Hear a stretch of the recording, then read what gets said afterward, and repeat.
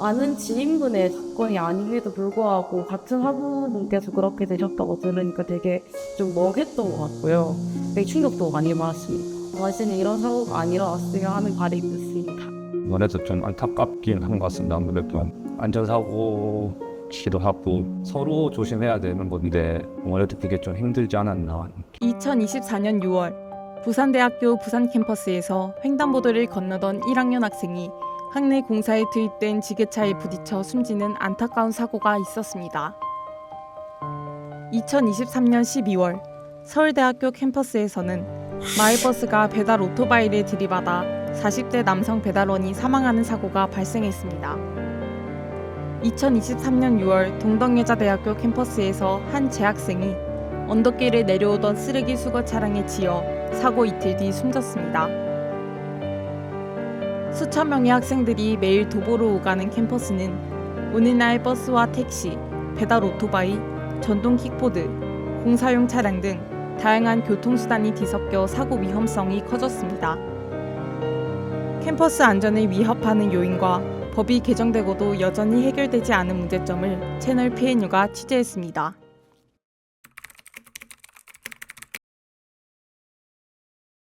엔데믹 후 대학 캠퍼스 내 교통사고 발생 급증.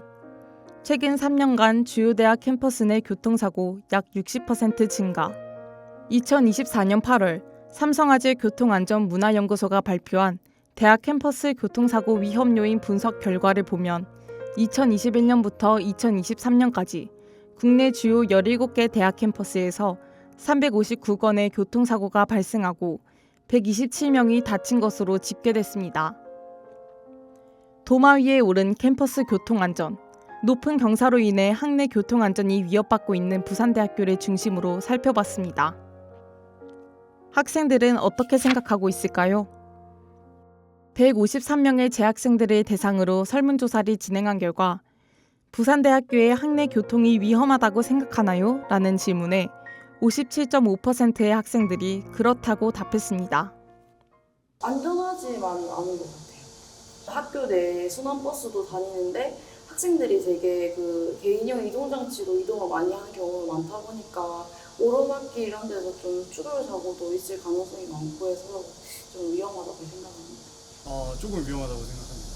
아무래도 부산대학교가 산이어가지고 내리막길이 많아서 추돌 사고가 자주 일어날 것 같습니다. 네, 매우 위험하다고 생각하고 있습니다. 저희 지리적으로 매우 불리한 환경에 위치해 있다고 생각합니다. 학생들이 높은 건물에 가기 위해서는 버스를 타거나 또는 땀을 뻘뻘 흘리면서 걸어가거나 킥보드를 타고 다니는데 그것들이 제일 위험하다고 생각합니다. 아무래도 새벽벌 도서관 앞에 있는 3차선 도로가 아닐까 싶은데요. 순환버스도 그쪽을 지나가기도 하고 북문으로 이제 통행하는 차량들도 많이 들어오고 또 이제 도서관이 있다 보니까 학생들도 좀 많이 왔다 갔다 해서 근데 뭔가 제대로 된 신호등이라든지 이런 게 많이 갖춰져 있지 않다 보니까 거기서 이제 사고가 일어날 가능성이 제일 많다고 생각합니다. 그 중앙도서관에서 예술대학교 가는 방향 쪽에 불법 주차를 많이 해놔가지고 그게 좀 위험하다고 생각합니다. 저 생물관에서 좀 내려가면은 이게 경사가 좀 가파르고 커브길이 있는데 거기가 좀 위험하다고 생각합니다. 아무래도 좀 경사가 지다 보면 운전자 입장에서도 시야 확보가 조금 어려울 수도 있고 또 구간이 그래서 학생들이 이동하고 하는데도 조금 제약이 있어가지고 좀 위험하다고 생각합니다. 설문 결과 학내에서 보행자가 가장 위험한 곳으로 새벽벌 도서관 앞이 가장 위험하다고 했고 학생들은 높은 경사도, 늘어난 전동 킥보드, 삼거리 등을 위험 요인으로 꼽았습니다. 최근 늘어난 전동 킥보드까지 캠퍼스 안전을 위협하고 있습니다.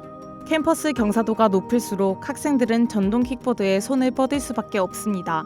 제한 속도는 20km에 불과하지만 내리막이 많으면 제한 속도를 준수하기 힘듭니다. 분석 개본 결과 이제 공유 피해 같은 경우 부산대가 거의 부산 지역에서 이제 가장 많은 지역에 속하더라고요. PM이 원래 제한 속도가 25km입니다. 25km인데 이제 내리막 경사도를 내려올 때 그 속도를 초과할 수가 있어요. 그에 따라 다른 학생들과 부닥친다든지 아니면 이제 사내 버스, 부산대 셔틀버스와 이제 충돌 사고 위험이 있는 거죠. 이제 뭐 고도로 다닌다든지 PM이 아니면 또 차도로 다닌다든지 그럴 경우 이제 위험이 더 각인될 수 있는 거죠. 빠른 속도로 내려오다 보면 브레이크를 잡을 경우 이제 밀릴 수도 있고 그리고 빠른 속도로 내려올 경우 브레이크를 잡게 되면 뒤집어질 수도 있습니다. 그럴 경우 이제 안전모를 안 쓰고 있을 경우에는 치명사고로 이어질 수 있겠죠. 실제로 금정산을 끼고 있는 부산대학교 부산 캠퍼스의 경우 환경부가 제공하는 국토 환경성 평가 지도의 경사도 표고 분석을 통해 경사도를 살펴봐도 30% 이상인 구간은 여러 곳으로 나타났는데요. 대표적으로 진류관에서 성악관으로의 내리막길, 예술관 옆 내리막길, 중앙도서관 옆 내리막길, 물리관과 교수연구동 옆 내리막길 등이 높았습니다. 지방은 보통 평지에 많이 있는데 이제 부산대 같은 경우는 굉장히 이제 산을 끼고 있잖아요. 그래서 굉장히 언덕길인데 그렇다 보니까 그래서 그런 건지 사고 면적당 사고율이 저희 지방에 있는 학교들 중에서 굉장히 높은 상황을 보이고 있었습니다. 제가 저기 분석한 데이터에선 평균 보니까 30 초반인 것 같던데요. 부산대 같은 경우는 전체적으로 굉장히 그 차이가 크지 않나? 아무래도 숫자로 보면 경사로의 영향은 굉장히 크다고 볼 수 있고요. 부산대학교뿐만 아니라 전국 대학교 캠퍼스는 산을 끼고 지어진 경우가 많습니다. 동아대 승합캠퍼스, 동의대, 동서대, 경성대, 신라대 등도 언덕 경사가 심한 대학으로 꼽힙니다. 이러한 입지 탓에 캠퍼스 내 도로는 평지 직선로가 아닌 경사진 급커브가 많고 좁은 도로폭과 기형 교차로가 많아 사고 위험성이 높아지게 됩니다. 일반 도로 같은 경우는 사실 10도 이상 되면 사실 도로를 잘 안 갈아요. 네, 경사가. 브레이크를 사용했음에도 차량이 멈추지 않고 밀리는 페이드 현상. 브레이크의 기능이 떨어져 브레이크를 눌러도 교통수단이 멈추지 않는 현상을 의미하는데요. 내리막에서 브레이크를 눌러도 차량이 멈추지 않고 밀려서 앞으로 나가 사고 발생 확률이 높아집니다. 최근 부산대학교의 경우 캠퍼스 내 교통사망사고가 발생하기 3개월 전부터 과속 단속을 위한 무인 감시 장치를 설치하고 단속관리원을 배치해 불법 주정차 단속을 강화했습니다. 하지만 단속 구역이 아닌 곳에서 불법 주정차 차량이 늘고 단속 인력이 부족한 문제가 발생하는 등 개선 정도가 미비하다는 지적이 일었습니다. 과속 단속을 시행하고 불법 주차 차량에 페널티를 부과하지만 이러한 조치는 모두 등록된 차량에 한해서만 이뤄진다는 점에서 한계가 있었던 겁니다. 이에 학교 총장은 캠퍼스 사망사고 후 총장 서신을 전하며 교통안전 대책을 제시했습니다. 학내 과속 단속 카메라를 늘리고 학내 모든 건널목에 위치한 과속 방지턱의 높이를 높여 브레이크를 밟고 일시정지한 다음에 넘어갈 수 있도록 한 건데요. 사고 이후 인문관 도로 주변에는 야자수가 없어지고 설치된 과속 방지턱과 자동차 속도 측정 디스플레이, 안전판이 추가로 설치된 모습을 볼 수 있었습니다. 또한 안전지킴이 제도를 시행해 퇴직한 직원들을 중심으로 하루 5시간가량 교통안전 관리를 시행하고 외부 용역 업체를 고용해서 학내 교통안전 관리를 최적화된 방향으로 바꿔나갈 것임을 밝혔습니다. 과연 이러한 대책이 캠퍼스 안전을 지킬 수 있을까요? 아무래도 과속 방지턱이 있을 경우 학생들이라든지 아니면 뭐 차량이 이제 운행을 하면서 이제 속도를 낮출 수 있겠죠. 그리고 이제 과속 카메라가 있을 경우에 이제 속도를 좀 낮춰서 갈 수가 있기 때문에 어느 정도 실효성은 있을 거라고 봐요. 지난 8월 17일부터 캠퍼스 내 안전기준이 강화된 교통안전법 법 개정안이 시행됩니다. 그동안 교통안전법상 캠퍼스 내 도로는 도로 외 구역으로 분류되어 중앙선과 횡단보도 등의 노면 표시에 법적 의무가 없고 제한 속도를 강제할 수단도 없었습니다. 과속 단속에 걸려도 법적 조치나 강제적 경찰권의 행사가 어려웠습니다.